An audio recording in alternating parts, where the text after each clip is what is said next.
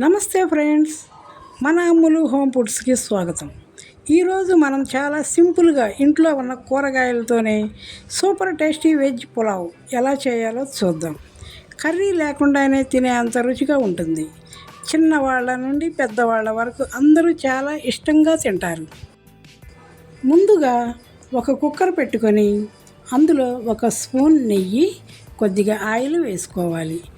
Oil వేడెక్కాక చెక్క లవంగాలు వేసుకుని మంచి సువాసన వచ్చేదాకా వేయించాలి.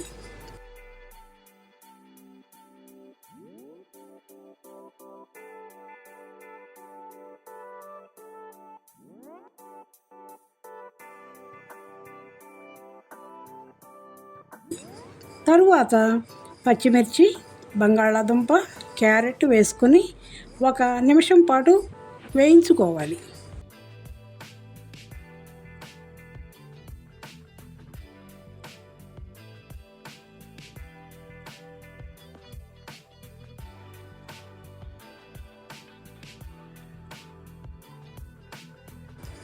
ఆ తరువాత టమాటా ముక్కలు వేసుకొని మెత్తగా అయ్యేదాకా కలుపుకోవాలి.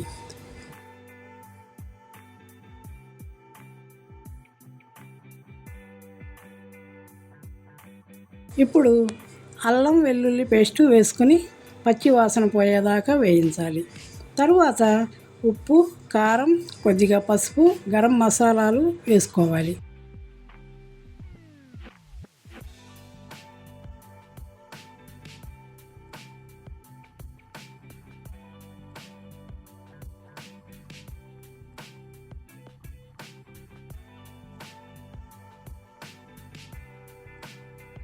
ఇప్పుడు కొత్తిమీర, పుదీనా వేసుకుంటే పులావుకి చాలా మంచి ఫ్లేవర్ వస్తుంది. కడిగి పెట్టుకున్న బియ్యం వేసుకుని మసాలాలతో బాగా కలుపుకోవాలి. 1 గ్లాసు బియ్యానికి గ్లాసున్నర నీళ్లు పోసుకోవాలి. ఇప్పుడు కుక్కర్ మూతపెట్టి 2 విజిల్స్ వచ్చేదాకా ఉడికించాలి.